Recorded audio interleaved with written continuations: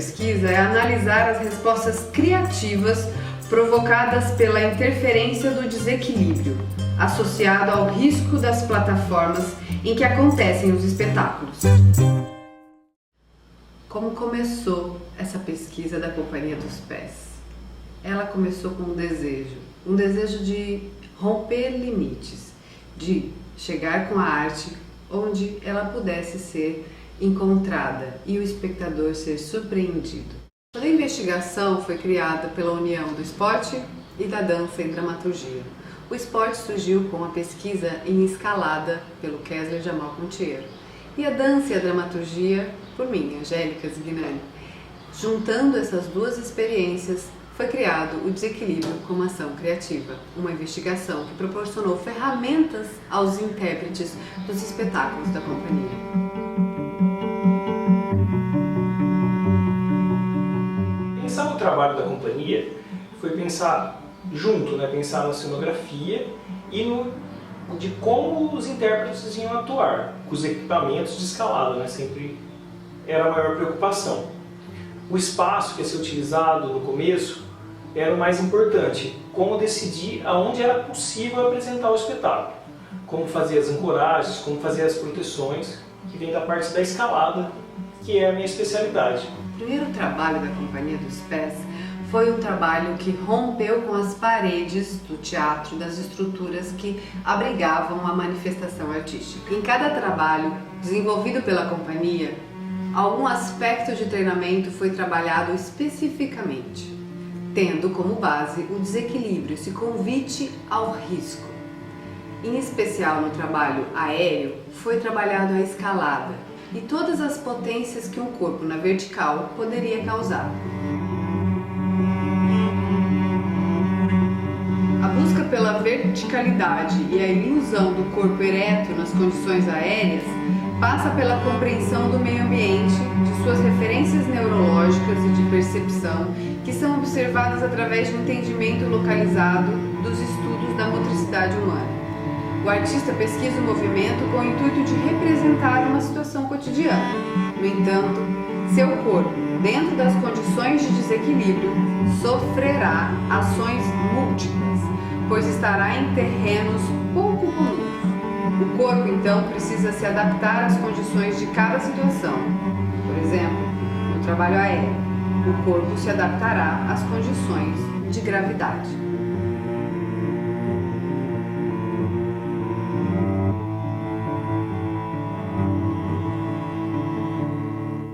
Dentro da investigação dos trabalhos aéreos, encontramos uma postura que denominamos postura base.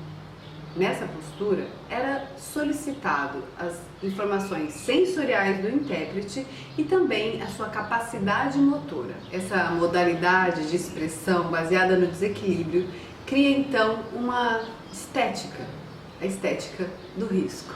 Meu objetivo também era desafiar o equilíbrio do ator, do bailarino que estava naquela estrutura, com a ideia de surpreender o público também e de colocar o ator também em posição que seja diferente do que ele está acostumado, para a gente conseguir ganhar a cena e fazer algo mais surpreendente e mais interessante, que faça o olho das crianças ou dos adultos brilharem na hora que estivessem olhando aquela estrutura. A proposta de reunir o esporte como cultura corporal de seus artistas agrega uma problemática a ser pesquisada que se aproxima da arte circense por colocar o intérprete em situações que podem ser chamadas de situações de risco.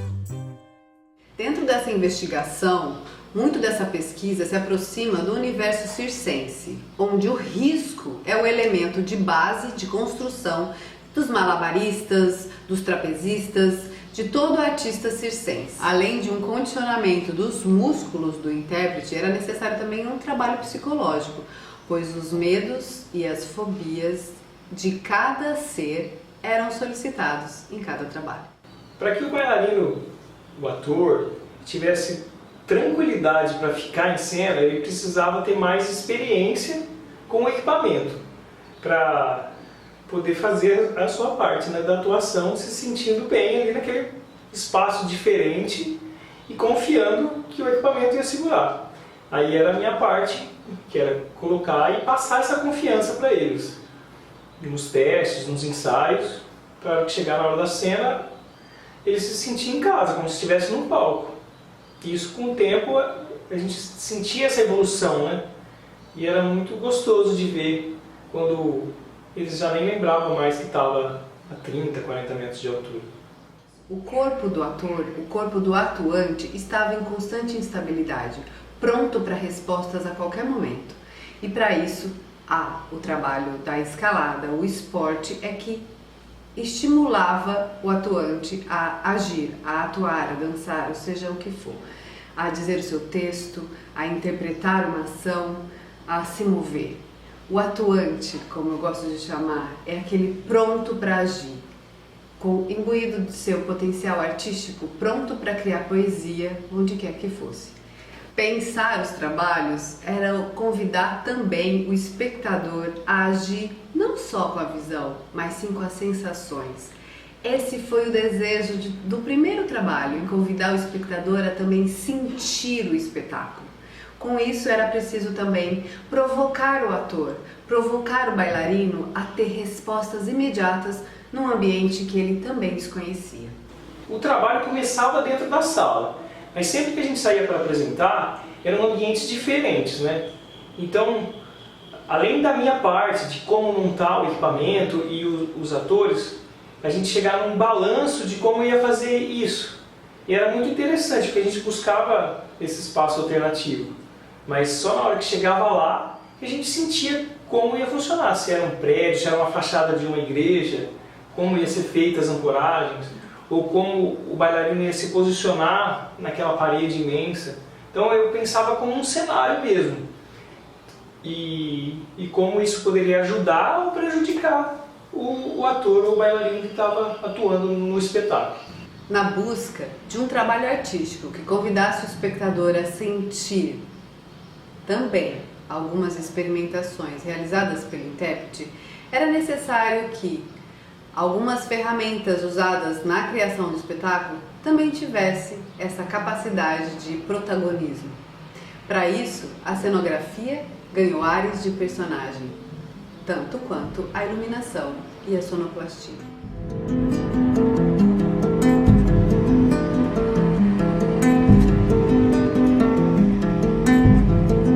No início, a minha proposta era colocar o meu conhecimento de escalada, unindo a Angélica com a dança e com o teatro. Mas no primeiro espetáculo foi assim, no segundo espetáculo foi assim. Depois surgiu essa ideia de criar os cenários, que eu me apaixonei mesmo por isso, e fui desenvolver cada montagem do cenário, e que isso acabou sendo hoje a minha principal profissão, que é a cenografia. Pensando na iluminação para trabalhos na rua é sempre um desafio, pois o clima, o tempo, sempre pode ser curto, o tempo de afinação, nem sempre temos o tempo de afinação, e também o espaço, né?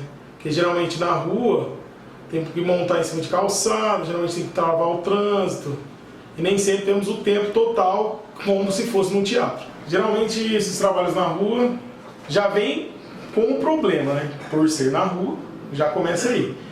Mas com a bagagem artística a gente tem uma solução bem rápida, sem abandonar a proposta do trabalho e também priorizando a ideia do espetáculo.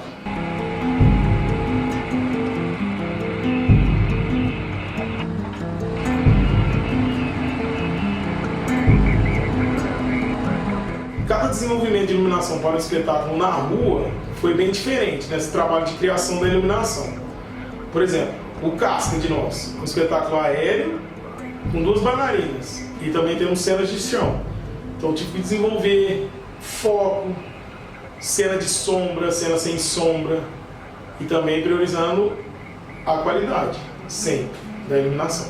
Aí depois dessas experiências aéreas na rua, a gente partiu para novos desafios em espaços fechados, com estruturas que seguissem essa linha do desequilíbrio. A gente trabalhou com o Reticências, que é um trabalho que eu gosto muito, que era uma estrutura que a ideia inicial era um relógio, né? Então foi criada uma cenografia em cima de num palco que girava como se fosse o tempo passando no relógio. E nessa linha de colocar um desafio bem apimentado para os atores, como eles iam se posicionar, como eles iam se prender. Então, na mesma ideia também de fazer experiências, o que era possível, o que não deixaria um problema, não seria um problema também. Já o Fluxo era um espetáculo na água e tinha esse desafio, diferente do Caracol. O Caracol é um espetáculo mais para criança, um espetáculo de rua, que vai até o meio do público, então era uma iluminação mais simples. Já o Fluxo tinha esse desafio de ser a iluminação dentro d'água e também valorizar o artista dentro d'água, muito longe da margem, geralmente. Geralmente a gente usava uma iluminação forte para poder valorizar o artista e usando o efeito também da luz negra para dar um efeito melhor no artista na água. E no palco, o espetáculo Plástico Bolha, o recurso era bem maior, pois estava no palco e tinha um tempo melhor para desenvolver iluminação, pensar, mais recursos, mais refletores. O espetáculo também trazia um cenário de papel, que ganhava muita força, pois a iluminação ganhava mais intensidade nas cores, nas sombras. E isso me dava uma gama maior de trabalho e também uma gama maior de criar cenas novas com várias cores. O Eufonia foi um projeto bem completo, pois pude participar desde o começo do desenvolvimento do pensamento do espetáculo. Com isso, o desenvolvimento da iluminação veio contando a história junto com a dramaturgia. No espetáculo em específico, a gente conseguiu um efeito de luz muito legal, que é o efeito do neon, devido às cores do cenário e da roupa da artista. Esse espetáculo também me rendeu 2 prêmios de melhor iluminação. Além do meu trabalho técnico no espaço, tem a história da arquitetura, que acabava fazendo uma parte muito importante no espetáculo. Como uma igreja que já tem a sua história, já tem o olhar das pessoas que estão lá sempre, vivendo aquele espaço, e de repente tinha uns invasores lá. A gente acabou recebendo relatos de pessoas que passavam naquele espaço todo dia e numa tarde, no começo de noite, pararam para observar ele de uma maneira diferente e se encantaram com um espaço que faz mais parte da vida dele do que da nossa. O Desequilíbrio como ação criativa foi uma investigação da Companhia dos Pés que partiu de um desejo de romper limites, de quebrar estruturas e colocar a arte lá fora, na rua, para que ela pudesse ser encontrada por qualquer transeunte que não esperava encontrar um espetáculo de artes, um espetáculo de dança assim no céu, ou mesmo encontrar flutuando numa represa na beira da cidade uma obra poética. Foi para isso, e foi por tudo isso que surgiu essa investigação. Desequilíbrio como ação criativa.